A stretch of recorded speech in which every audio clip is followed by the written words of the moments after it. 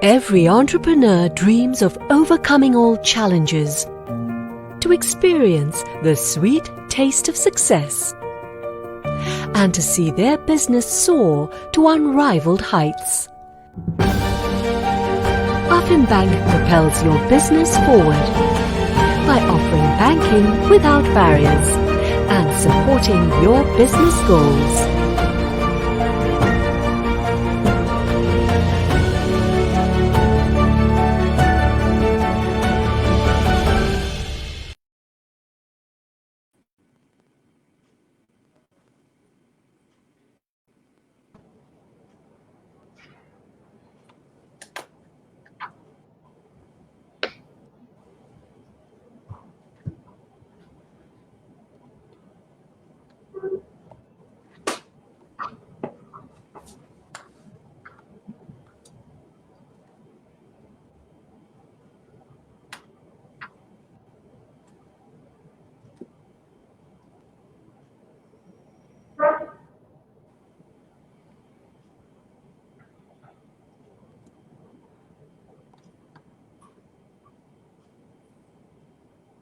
I believe we are online now. Very good afternoon, ladies and gentlemen. Welcome to Bank BizChat. I'm Koktun, Group Treasurer of Banking Group. I'll be your moderator for this afternoon. Today, we have a very timely and appropriate topic of discussion that is thriving forward in 2021. We are indeed very honored to have three learned panelists and industry experts to share their thoughts with us this afternoon. They are Dato' William Ng from Business Media International, BMI. Welcome, Dato'. Good afternoon to you. Mr. Marcus Tan, Executive Director Tax of Baker Tilly. Marcus, afternoon to you. And last but not least, Mr. Yong Kai Ping, Chief Executive from Selangor International Technology and E-Commerce Council, or in short, CITEC. Good afternoon, Kai Ping. Hi, good afternoon. Dato' William Ng is the Group Publisher and Editor-in-Chief of BMI, one of the South Asia major business-to-business media owner and a media publisher. He is also the founder of SME Magazine, which features, among others, current news and in-depth analysis, as well as the annual Business Award and conferences for SMEs. Dr. William is also the president of Enterprise Asia, a regional NGO for the promotion of entrepreneurship. Our second panelist, Mr. Marcus Tan, Executive Director, Tax Baker Tilly, has more than 20 years of experiences in corporate tax advisory, compliance-related matters in areas of corporate tax efficiency, tax incentive planning, corporate restructuring and financing exercises, M&A, tax due diligence advisory, tax audit, and investigation, and the list go on. Our third panelist, Mr. Yong Kai Ping, as I mentioned earlier, who is the Chief Executive of CITEC. Established since 2015, CITEC has been instrumental in the digitalization initiative in Selangor State by promoting digital entrepreneurship and innovation, nurture local tech champions, drive tech investment, and to create high-income jobs. CITEC has successfully nurtured more than 600 online entrepreneurs and 90 startups, creating more than 6,000 jobs and contributed around 200 million gross merchant value, or GME, towards Selangor State economy over the last 5 years. Kudos to Mr. Yong and the team. Thank you again, gentlemen, for accepting our invitation to be the panelists for today's Bank BizChat, thriving forward in 2021. Ladies and gentlemen, global pandemic and global economic meltdown. Government around the world responded by putting up billions of dollars of stimulus packages, biggest being the American, obviously, with more than $2 trillion US, and the number is counting. Central banks pumping in liquidity to markets with unprecedented monetary easing policies. Closer to home, Bank Negara cut OPR by 125 basis points to support the economy. During Budget 2021, MOF has provided guidance of 6.5% to 7.5% growth for 2021, which is a very promising number, and also a biggest budget allocation in history of RM 322.5 billion ringgit, along with incentive grants, etc., for SME sector that they can leverage on for their businesses. Now, with this backdrop, I would like to invite Dr. William Ng to share his views on what are the challenges and opportunities that companies has to be mindful of in their business planning for 2021. Dr. William, the floor is yours. Thank you, Katie, and thank you so much, Affin Bank, for the opportunity to actually speak to everybody. We have been working with Affin Bank for a number of years. I think many of you are actually customers of Affin Bank as well. So you know very well that when Affin is concerned, they actually go beyond just partnering with you. There's actually a lot of heart into helping SMEs, like today's BizChat, for example, that the team, I'm sure, has put a lot of effort to actually put together. I've been asked by Katie and also Affin to do two things. One is, of course, talk a bit about the experience of the COVID-19 pandemic over this year from a SME perspective, and at the same time to try and provide some suggestion on how SMEs can plan forward into 2021.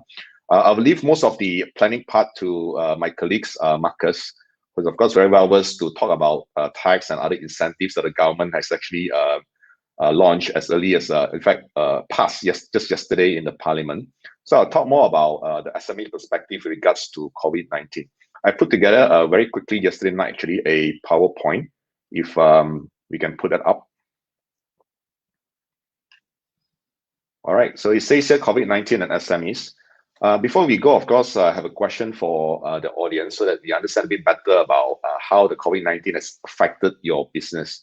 So if you don't mind, you're watching this, do type into the chat room so that we know which one is which. If, for example, your business has grown and the pandemic is fantastic for your business. So perhaps you're in the glove business, or even if you're not in the glove business, perhaps you are in the supporting industry support, say the glove business. And they're all doing very well, as we can see from the recent share price. In fact, as early as March, on behalf of a friend, I asked one of the owners of a major glove company. I asked Tan Sri, I said, "Hey, do you have a glove stock? They need 1 million boxes of this in a certain country." And a reply came back and said, "Yes, we have gloves, but you have to bring your own box because we don't have boxes anymore." So if you happen to be an SME supplying to this glove giant, then obviously the pandemic has been a complete boon for your business. However, if you are like majority of SMEs, your business is strong and affected because of the pandemic, do type 2 into the chat room so that we know who you are. And I think what I want to present in the next 10 minutes that is allocated to me is really about those who are disrupted and on the verge of shutting down. What do you do? What have you done perhaps, and what you can do moving forward? So we have gone through this, we're strong, and then we are disrupted on the verge of shutting down. So I want to share a bit about our own business. I don't do this very often because I'm a data person. So until and unless I know the numbers coming in, I really am not very comfortable sharing about what we do, what we have done. But now that we are approaching the end of the year and we know where we stand, so I'm happy to share a bit about what perhaps BMI has done, and perhaps from there, so we can share ideas, what we can all do together.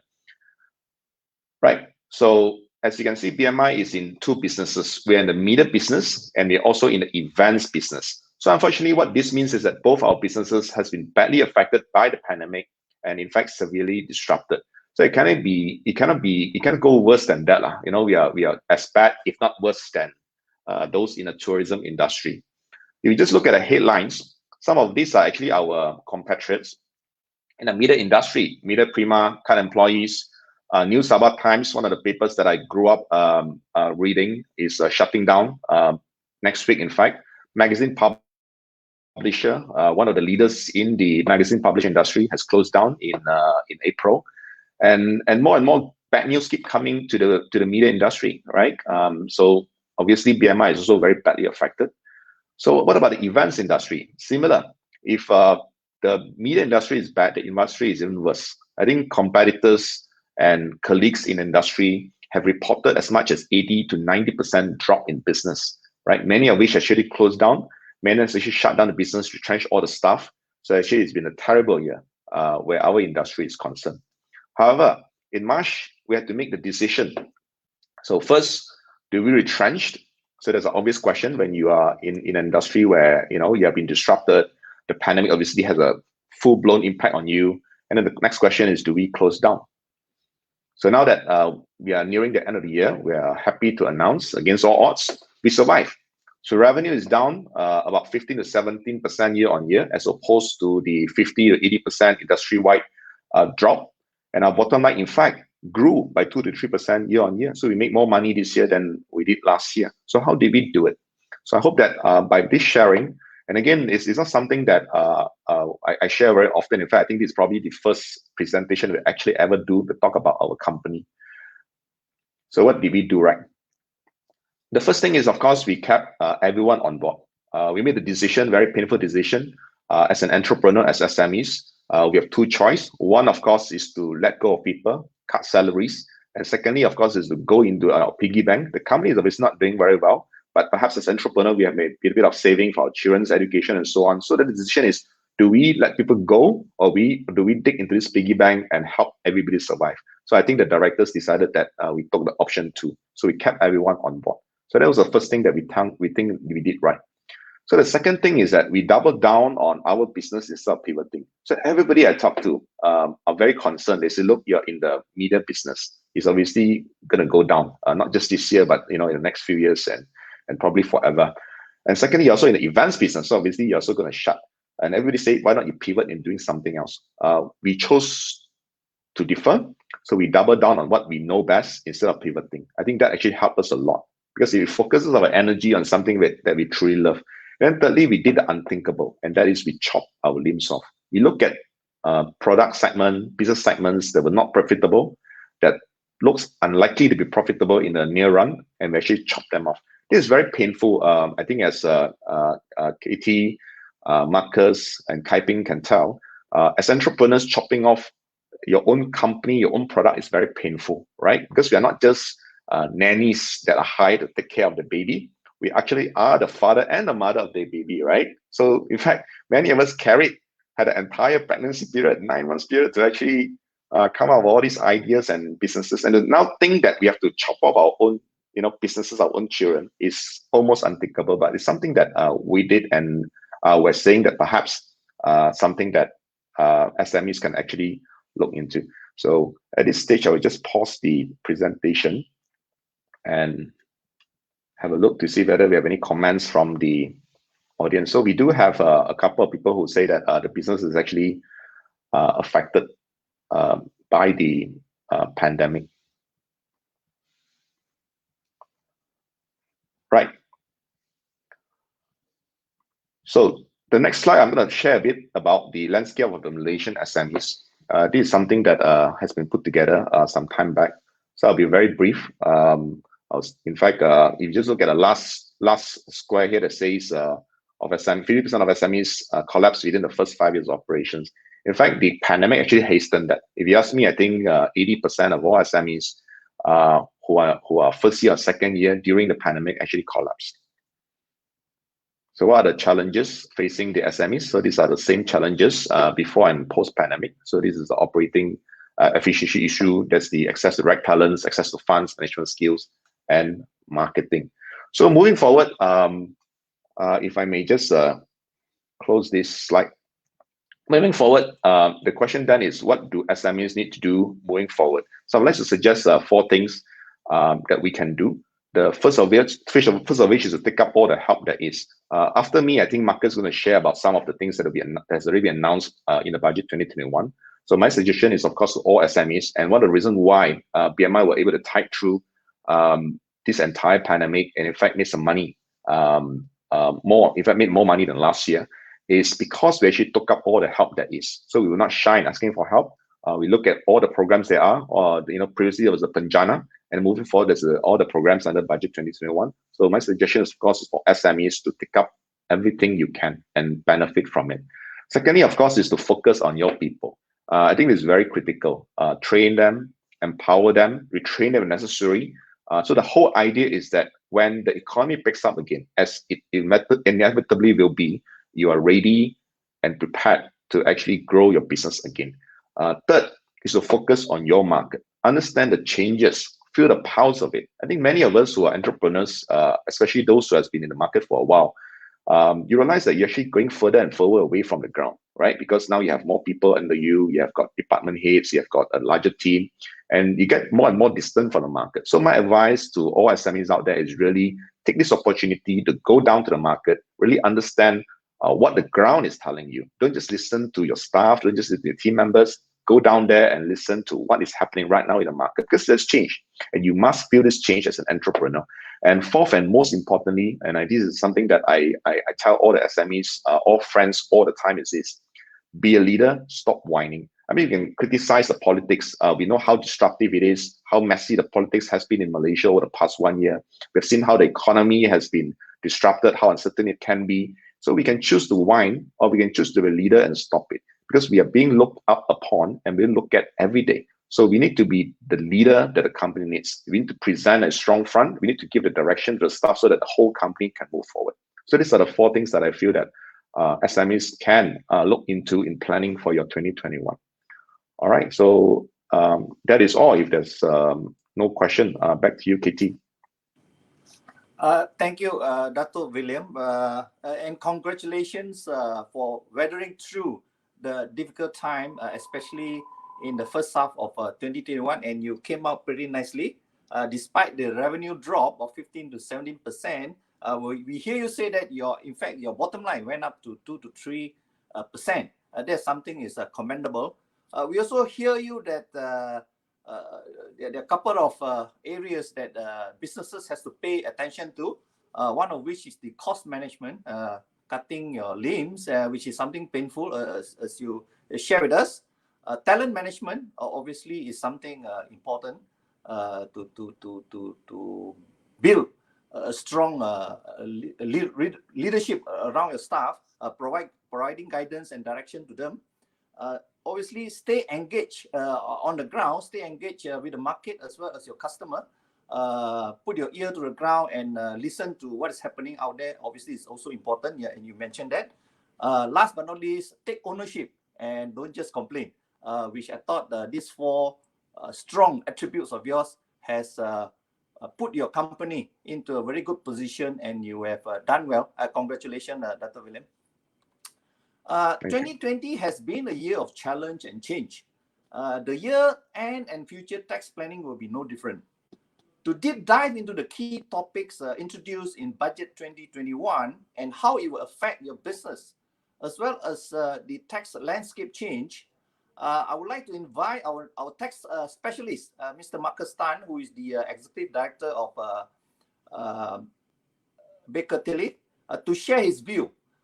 Marcus, is there any tax benefit or relief or any grant that is announced during recent 2021 budget that companies can leverage on for their tax planning in 2021 and beyond, particularly for those companies that are badly affected by COVID-19 pandemic, like the media industry, as Dr. William shared with us, hotels, tourism, and so on.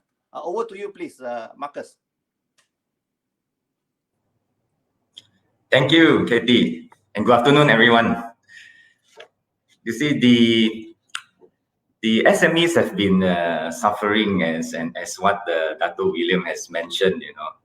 Having to manage the costs, having to survive, during this COVID-19 pandemic, right? Having to chop off the limb, if I may repeat what Dr. William has said.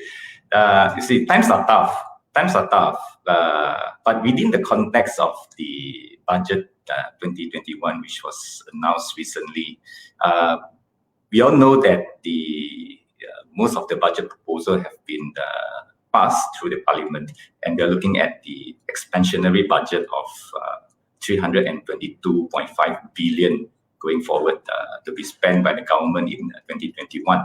And before that, the government has already spent up to a tune of 295 billion under a few economic stimulus packages so far, from the early of the year, February, until September 2020, from various economic stimulus packages up to Penjana, up to Kita Prihatin. You have seen the government is trying to help as much as we can.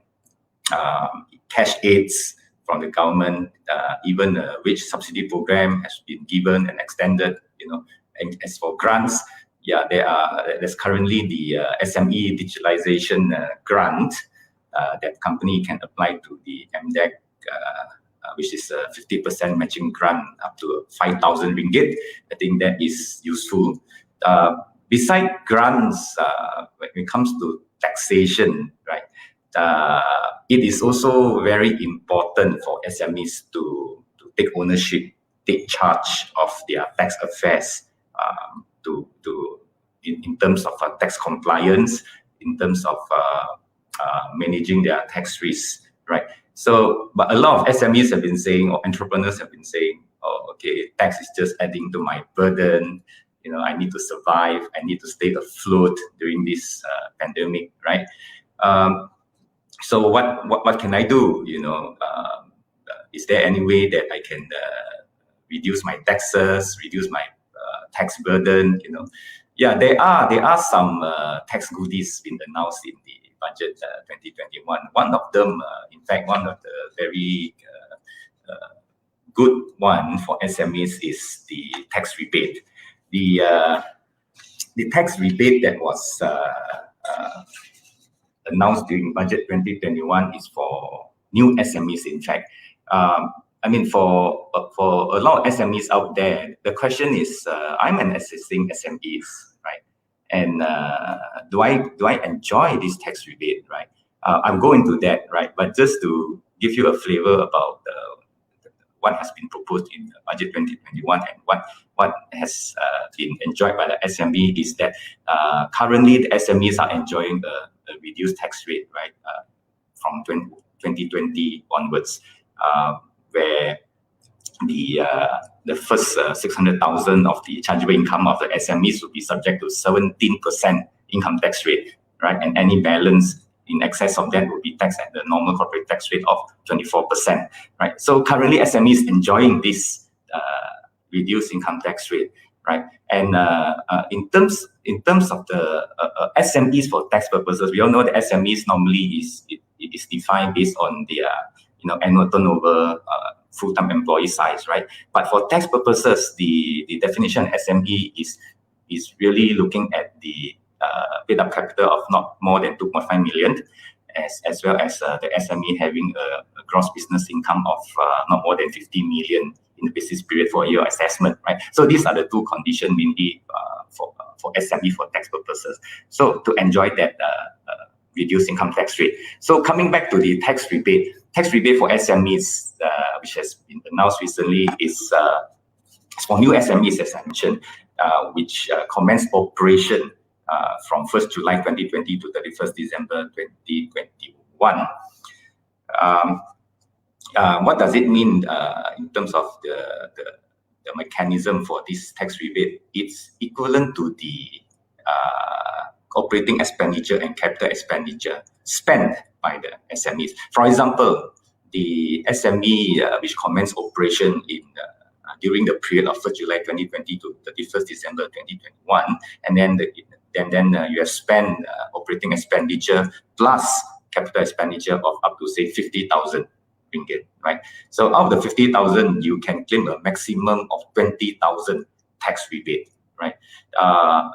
Provided that the SME meet the definition, of course, paid-up capital of not more than 2.5 million and your gross business income is not more than 50 million in a business period, right? So as long as you meet this condition, the tax rebate is available for 3 consecutive years, right? 3 consecutive years with a maximum of 20,000 ringgit. This 20,000 ringgit, as the name says, tax rebate, it means tax right? Tax is a tax rebate against your tax payable, which is really your cash tax savings, right? So I think this is really timely been announced by the government to give this tax rebate, right?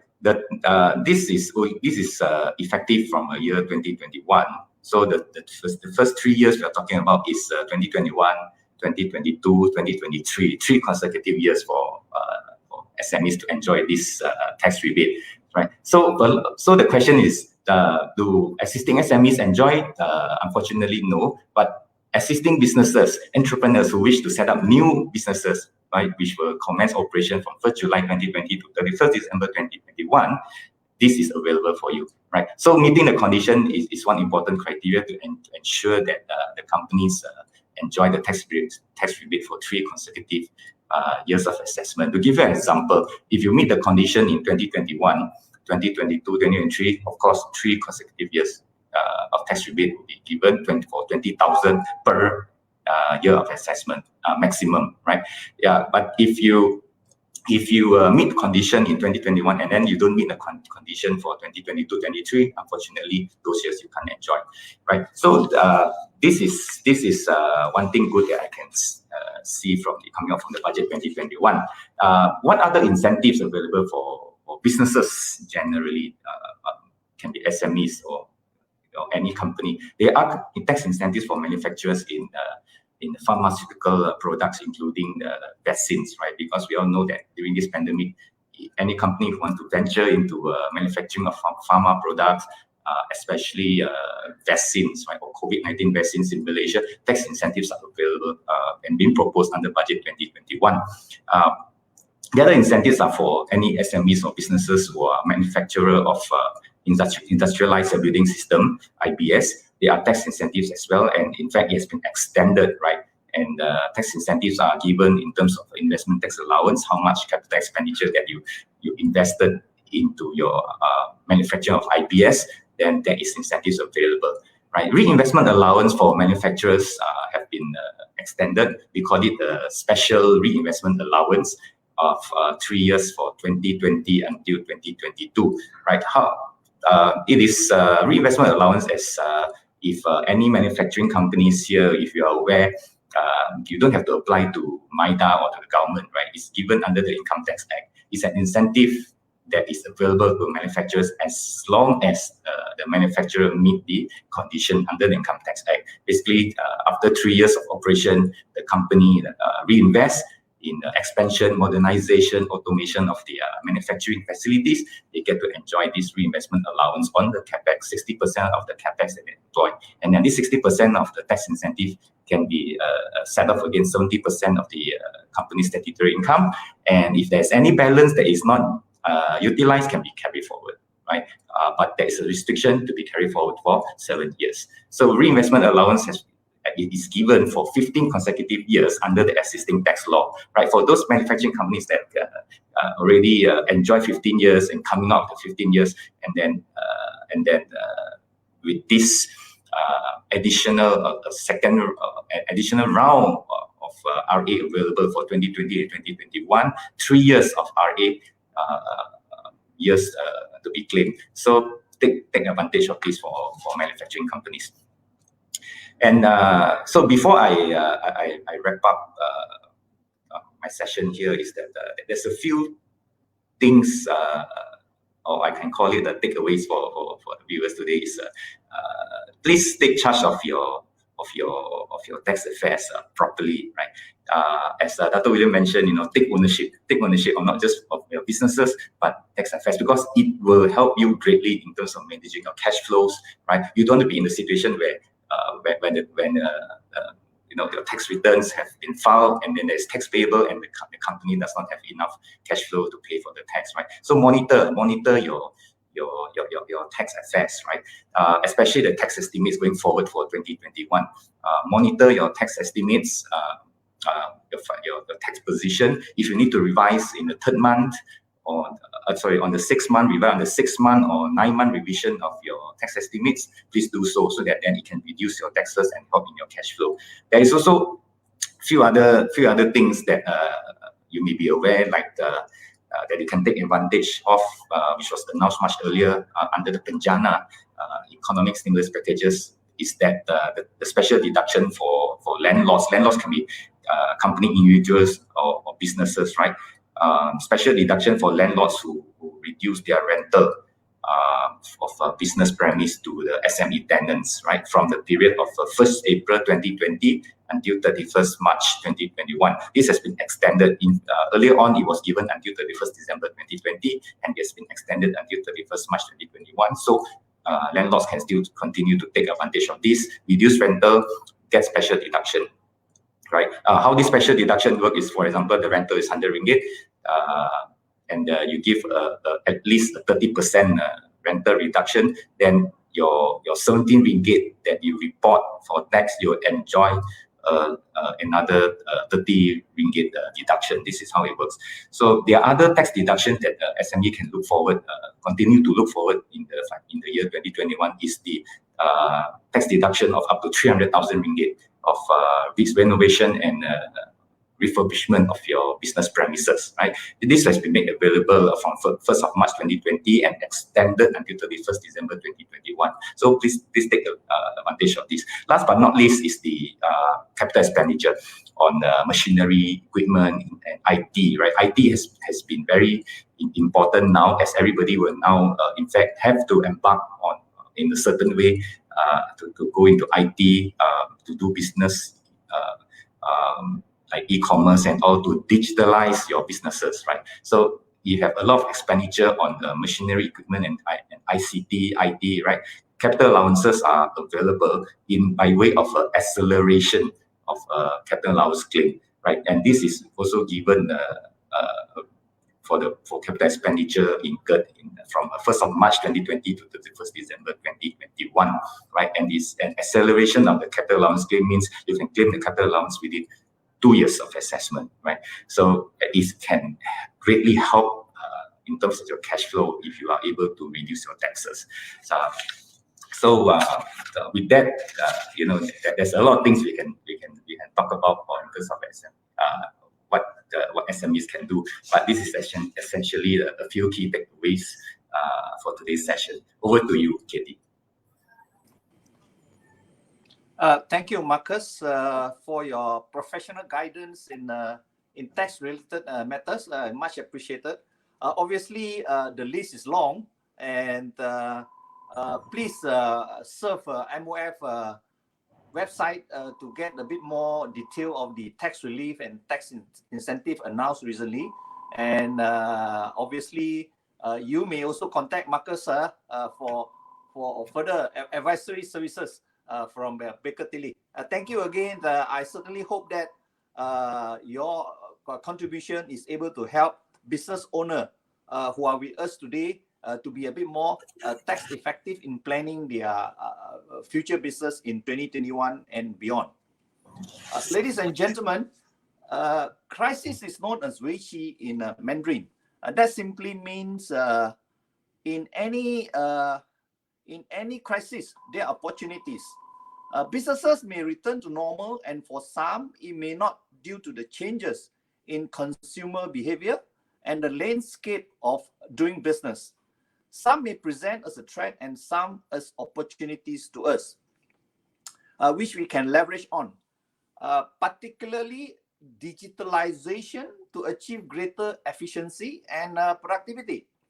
Mr. Yong Kai Peng, being the pioneer in spearheading Selangor State digitalization initiative, I'm sure Kai Peng has many insights and tools that he can share with us this afternoon for our participants planning consideration in 2021.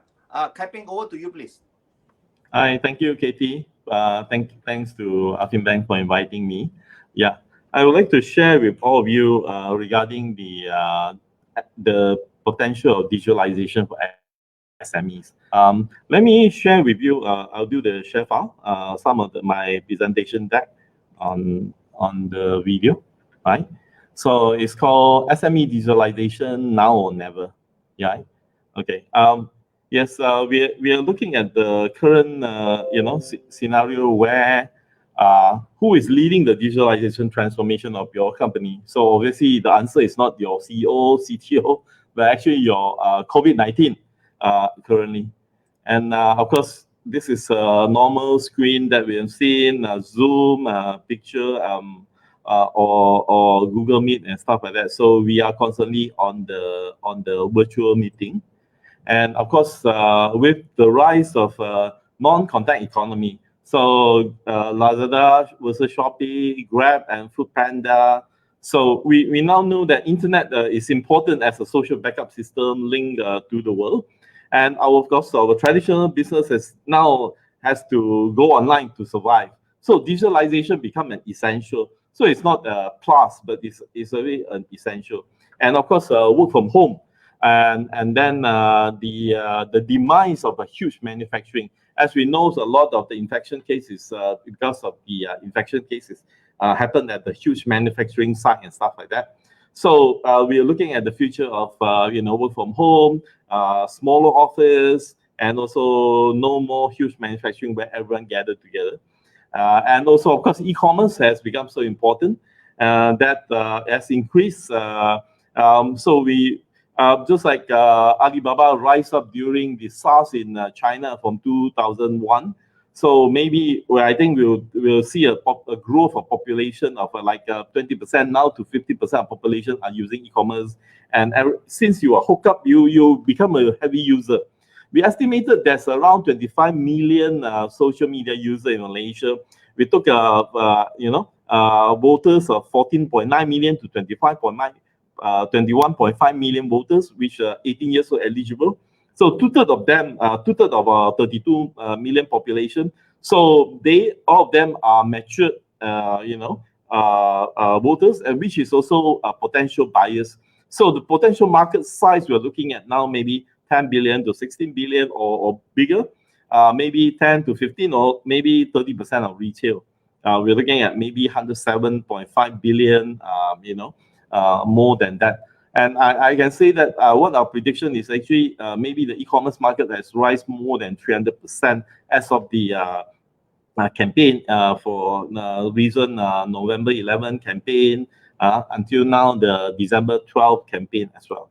So we're looking at the e-commerce spending by categories. Malaysian, unlike the Northern Asia, a lot of people, of course, we will still buy all the 3C computer, mobile phone and stuff like that. We can see a lot of the rise in fashion as well and electronics. I think what we can see, there's a mixed market signal, which is we can see now the COVID-19 has an effect over our supply chain, but actually the demand is still very high. So you can talk about the market. There's lacking of, I talked to friends who recently sold bicycle. So he said the market now is the market demand for bicycle sports equipment now has rise more than 400%. Even pets also increased by maybe 100 to 200%. And we're looking at the cookware. Everyone is cooking at home, pressure cooker and stuff like that. Mixer previously was you have to wait for some time before you can get the orders like that. Okay, and then of course you're looking at the e-commerce payment method split by value. Previously on pre-COVID-19, cash is still important, and digital wallet is just 7%. But now previously we predicted it will grow to 16% maybe in 2023, overtake cash. But now maybe after post COVID-19, there's huge acceleration of people using digital wallet. Maybe now they're already reaching 15%. We don't know yet. Okay, and then of course in terms of digital economy, you can see from the figure, Malaysia is not bad. But if you look much more details, a lot of SME of digitalization SME is actually of e-commerce, social media user.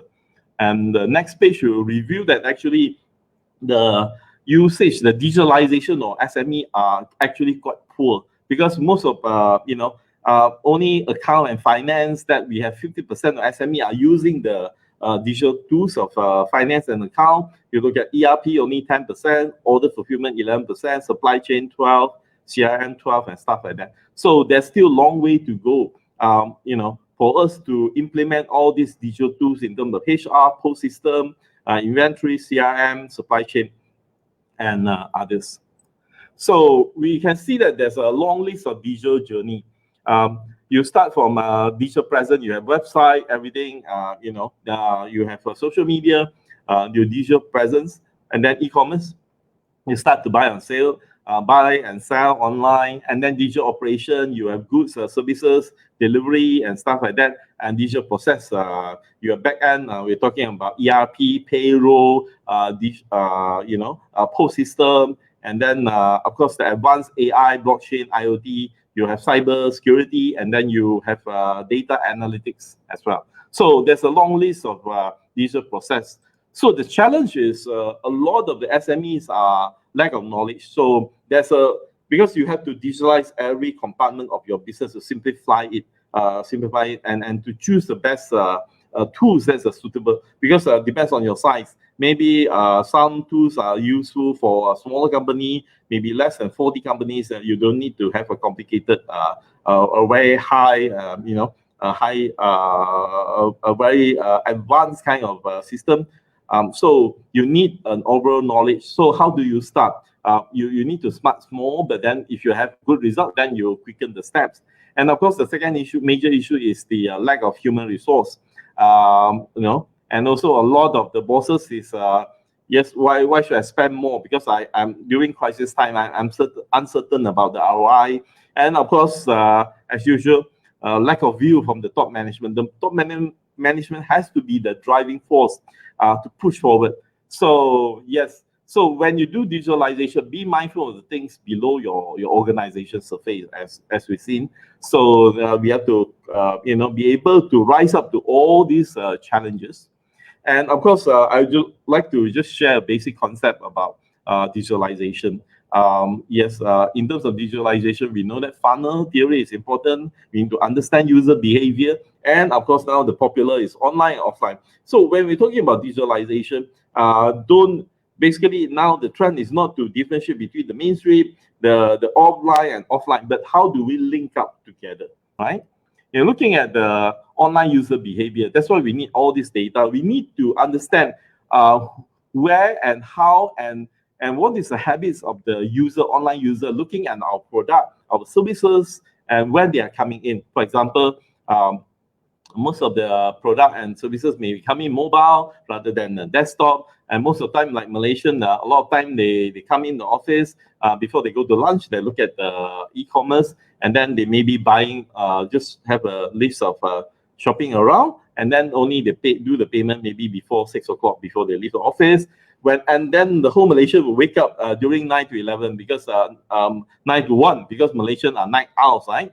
So most of the for example, the most popular TV programs are all from 9 to 1, right? So because we all came back from home, we just have our shower, dinner, and then have our shower, just switch on the computer. So mobile phone, and then we decided what we want to watch, what we want to buy, and stuff like that. So understanding your online user behavior is important.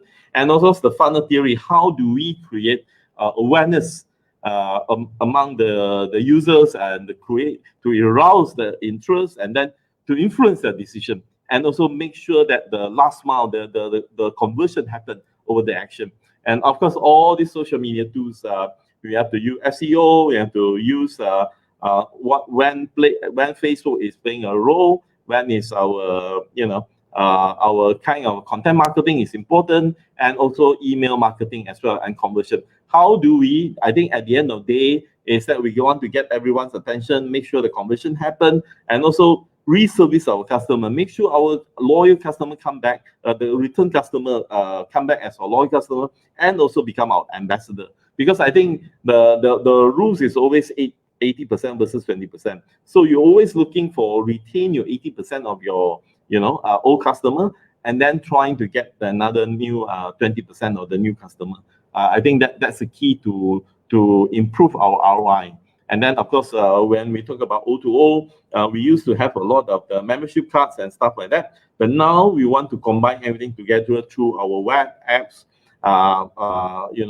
function. So we would be able to link up to our potential customer. We talk to them, we influence them, we giving a lot of information, do a lot of sharing with them, so that they would arouse, have the attention. But some of the products such as furniture and stuff like that, you still need to feel and touch, test up. So maybe they come to our physical store. And by through the process, we would be able to eliminate the usual loyalty customer card and stuff like that. But through our data collected through online and offline apps, offline tools such as app, website, and everything, we will be able, as usual, for just like just now, we were able to know when the customer come in, what their interests are, and where they are looking at, and what is the reason that they couldn't make a decision. What influenced them from stopping them from enjoying our services and buying our products.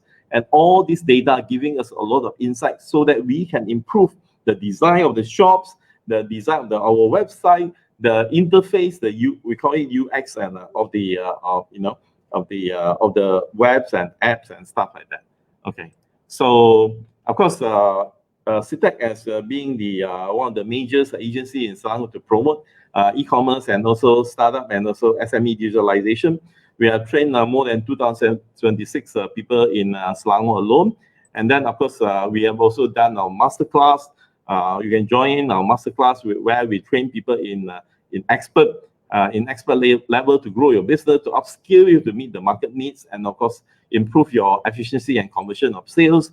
And also, we go out to reach out to the layman, to the brick and mortars kind of micro SME in Selangor. We work with them how to make sure they will be equipped with delivery services, e-wallet, marketplace, kind of thing. And of course, we assist the Selangor's SME and micro SME to go online to start to sell in marketplace, as well as having your own full-fledged website with shopping cart, web hosting, and also payment gateway.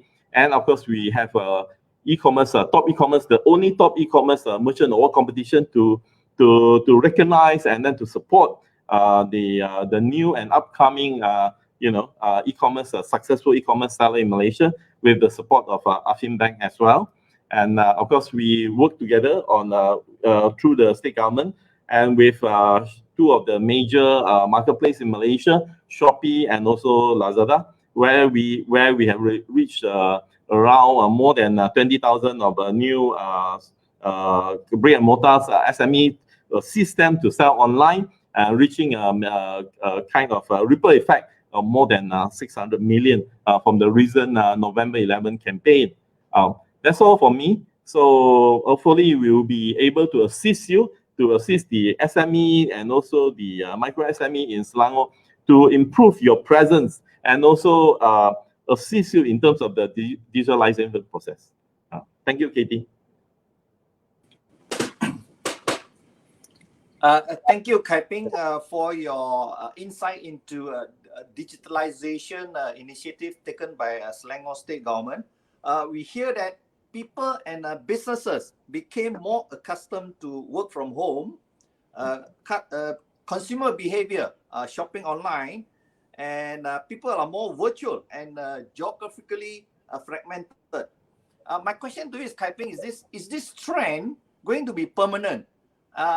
We also hear that ROI, measurement of ROI is a challenge for any digitalization initiative. Is this trend going to be permanent? And if yes, when companies want to invest in this digitalization initiative, how can they benefit from it? Is there any grant or relief or any big ticket items that's being announced recently in Budget 2021 session that SME can leverage on? Yeah, Katie, thanks for the question that posed. Of course, just like our previous speaker has mentioned before, there's a digitalization grant of 5,000 ringgit or matching grant for the SME who apply for the services. There are various types of services like HR, like the CRM, digital marketing, as well as the business insight, as well as the, so they can just register with the TSP technology service provider, and then also from the grant will be provided through the Bank Simpanan BSN, Bank Simpanan Nasional. So there's a lot of incentive out there. But I think the important issue is that our advice to all the SMEs is that to start small and then gather a lot of knowledge through discussion with peer groups, business partner. Welcome to talk to us, to MDEC and as well. And in fact, CITEC is the Digital Exchange Center for working together and that to promote the digitalization of SME and also micro SME in Selang. Okay, thank you, Kai Ping, for your explanation. Other panelists, Marcus or Dr. William, is there anything that you'd like to add on this area of concern, especially on the ROI of the digitalization expenditure? Marcus, is there any tax benefit or any tax rebate that we can, or rather the businesses can claim, so-called claim, when they put in the budgeting and the expenditure on area of digitalization? Yes, when the company embark on their digitalization initiatives, like I mentioned earlier, there are accelerated capital allowances claim for that, right? Which means that companies are able to claim capital allowances within 2 years of their capex spend, right? So that is, I feel, is very useful to reduce the tax burden and to help SMEs to manage their cash flows. Excellent, excellent. Dr. William, in your industry, do you see digitalization as a threat or is it a complement your business? Of course, over the past 6 months, we've spent a lot of effort and energy into digitalizing everything that we do. If you look at traditionally, we publish our magazine physically. In fact, as of January 2021, we would have converted all our products into digital, so there'll be no longer any print copy. So there's one. But I think more importantly, what I want to say is actually to a lot of SMEs out there, as Kai Ping has mentioned several times, start small. A lot of SMEs get very worried, very confused, very frightened, because of all these big terms, digitalization, how do you create a funnel, CRM? I mean, all these things are perhaps alien, especially to the smaller SMEs. So in my thought, start wherever you're ready. You can start as simple as, say, for example, allowing for digital wallet to be collected in your shop, for example. Something as small as that, and you're one step towards digitalization already. So take a small step and then add on. I think that's what I want to add to this. Thank you, Dato, on your sharing. We do have one online question, and if I may read, whoever that feel comfortable to take on the question, please do so. The question reads as, the vaccine is coming soon, and several countries have approved some vaccines of it. Does the panel think that, one, will the return to normal anytime soon? I repeat, will the return to normal anytime soon? Will it actually help the SME situation as it stands right now? I believe the questions came from XH Ong. Thank you for the question. Coincidentally, before the session start, we do discuss a little bit on the vaccine progress. If I may direct the question to you, Kai Ping. Yeah, thank you, Katie. I think as we talking now, California is and also UK is starting to inject the vaccine. Some say even China already started that. And I think the prediction is that like even country like Malaysia would be able, just like Prime Minister announced already, we will be able to receive the first batch, maybe to 20 to 30% of the population in March and April. The crucial issue is the cold storage facilities, and then how to reach out as many population as possible. And there's also discussion about the possibility of relaxing the travel, much more secure bubble travel between businesses and stuff like that to be starting at June. We're looking at that. Maybe tourists, maybe in September. So there are some timeline they're putting up in several countries and discussion on it. So I think from my perspective, by looking at this, I think we are slowly recovering towards that. But then there are mixed signals. Some think that the recovery may not be as strong as what we predicted, but some from some countries' experience, there's a revenge buying, revenge shopping, and people wanted to go out to travel, for example, like in China. So I think both things will happen. Because we have been staying home for too long, people just want to go out to enjoy your dinner, to buy more things online. That's why, in fact, people might buy more things online. So I think my prediction is that actually I'm looking at the E&E industry, the semicon industry are very, very strong now. In fact, globally, we are looking at the 2 years a lack of E&E product, insufficient of semicon product, even chips. There's a discussion possibility of a lack of a handphone next year because we couldn't produce as many chips as possible because now cars, all the electronic equipment, all are using the chips now. So that's why maybe glove industry share has been very strong in Malaysia. But you look at the globally tech industry, especially the semicon industry, chips and stuff like that, like Taiwan, China now is over the roof. Okay. So, and also you can looking at now, there's a possibility about like Airbnb supposed to be suffer under the travel restriction and stuff like that. But recently they just go for IPO, raise 3.5 billion.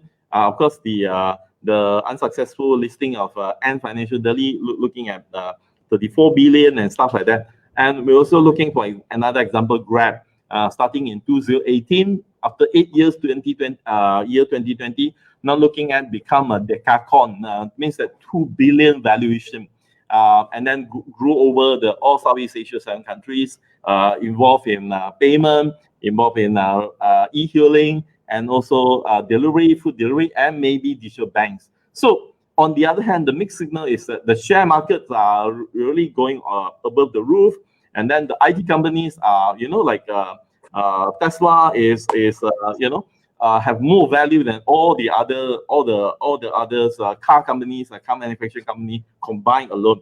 So yes, there are some bubbles, but there's a new trend, just like Katie talking about whether it will be permanent. I think it indicates that it will be some sort of permanent. But we are looking at the traditional industry. Maybe they will be shrinking to 90%. Yes, some will be drop out because of unable to cope with the industry. But those who survive, the 90% who survive, obviously have to be present online as well as offline. And then there's eventually there's no differences between online and offline. You can reach me through online. You can also come to my offline shop. So the kind of non-barrier, the kind of a smooth sailing between the two sphere of the business has to happen. So I think that is where we're looking at the permanent kind of feature. Thank you, Kai Ping. Dr. William, you have anything to add on that question? No, I think that was very well answered. Thank you. Marcus, how about you? Well, I think all of us, the people, the businesses, all have to move on and embrace the new norm, right? So whether or not the vaccines will really calm and solve the COVID-19 issues that soon or not, that is still a big question mark. How soon, right? So as we move on, I think consumer spending is expected to increase. And from the tax perspective, I think even our government, the tax authorities are also looking at higher tax collection in the year 2021. So these are some observations that I have gathered. Thank you, over to you, Marcus. Obviously, what we heard is that not everything is doom and gloom. Obviously, there are still pockets of opportunities, as we discussed earlier. In every crisis, there are opportunities. And just not too long ago, Bank Negara has announced a new fund of 1 billion ringgit. They call it High Tech Facilities National Investment Aspiration, or in short, HTF-NIA, which is provided for SMEs for their working capital and also for their capital expenditure. As and when we have a little bit more details on this, we obviously will share with our customers and also our audience. Ladies and gentlemen, before we end the session, if I may just pick one final thought from the panelists, should there be one or two very important factors to focus on for thriving forward in 2021? What will it be? If I may start with you, Dato' William. Again, I just want to refocus on understanding the market. I think that's very, very crucial. It has obviously changed, so we need to understand it moving forward. But if you don't mind, Katie, I also noticed there's a comment from that just came in from Weather Chai to talk about bank loans. Obviously, this is a sensitive question. But you know that I also represent Samantha with my other hat as chairman of their policy and government relations. So Samantha has been appointed as one of the facilitator for Bank Negara in terms of loans, as well as the R&R program that is being rolled out, pioneered by Bank Negara and executed by the banks. So if any SMEs feel that they have been unjustly rejected from loan, feel free to email us at our general email, that is at info@samantha.org.my, and we'll take it up with Bank Negara. I hope that's helpful. Thank you, Dato', for that piece of information. Kai Peng, you have any thoughts to share before we close the BizChat? Yeah, Katie, I think the key takeaway from this crisis is, I think we are looking at, yeah, I agree with what you say is, Chinese saying coin this way as 危机, so danger, but you look at yin and yang, so it's like there's a danger, but there's opportunity. So I think the issue is now we are looking at the big transformation, one of the biggest transformation for the last 100 years. You call it black swan kind of theory or stuff like that. So the transformation means that the key takeaway from all this transformation of this chaotic, unexpected situation is that the key thing is not your company's asset, how much you have, but the key thing is the talent. Can you retain the talent during the crisis time? Because the crisis will over. So that if you can able to retain the talent, if you can keep the heart of the staff together, you'll be able to bounce back at the first opportunity arise, at the light at the tunnel, start to show.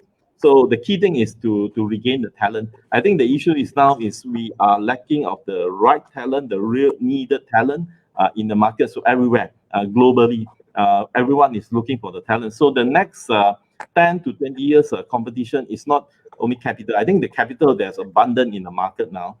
It is not lacking of technology, but it is the talent. Can we find the right people, the people that can work together as a team? So that's why the book of Netflix, the founder of Netflix books was also important, because basically it talked about the competition between all the companies are based on talent. Can we gather all this talent? How do we keep the talent? How do we maintain the talent? I think that's a key takeover. If we want to survive the crisis, we want to bounce back, we want to be resilient, it is the talent that matters. Thank you, Kai Peng. Talent management obviously is one of the key factors to consider as well. Marcus, any particular tax-related incentive that is you think that is of critical in businesses to plan their 2021 strategy? Yeah, I think while most businesses are focusing on staying afloat, rebuilding their businesses, or even expand if they could, right? The point is, do not lose sight of your taxes, your tax affairs, right? Your tax compliance, because the tax authorities are really embarking on or ramping up on their tax audits, right? So big or small companies will all be the focus of the IRB going forward 2021, right? In terms of how to be more tax efficient for SMEs, you certainly could take advantage of some of those points that I've mentioned earlier. But besides that, if you feel that you would like to do a tax health check on your company's tax affairs, is there any tax risks, or how you could take advantage of any other tax incentives, please consult your tax consultants. You can call me if you wish.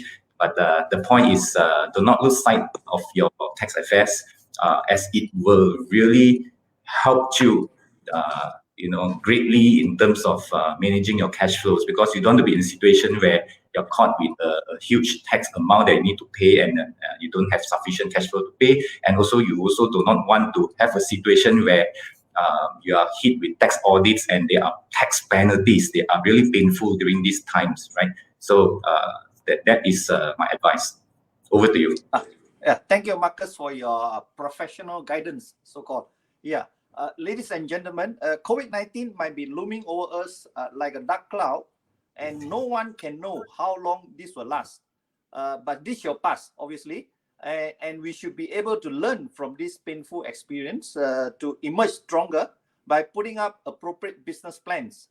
I certainly hope that today's BizChat session is able to assist you, our audience, in your business thriving into 2021 with greater success. And I also hope that this engagement has in some ways contributed in shaping your thoughts and strategy in your business planning process in 2021 and beyond. Winston Churchill once said, and I quote, "The pessimist sees difficulty in every opportunity, while the optimist sees the opportunity in every difficulty." With that, and on behalf of Affin Bank, I would like to thank our distinguished panelists again for taking time to be with us to share their valuable thoughts. Most of all, we thank the audience for dialing in, and thank you for your participation. Now, should you need any financial advisory assistance, please do not hesitate to call our contact center at Affin Bank. The number is 03-8230-2222. I repeat, 03-8230-2222, or via Affin Bank SME Colony apps. Again, thank you, gentlemen. And with that, stay safe, and hope to see you again in our next BizChat series. Bye-bye for now. Thank you very much. Bye-bye.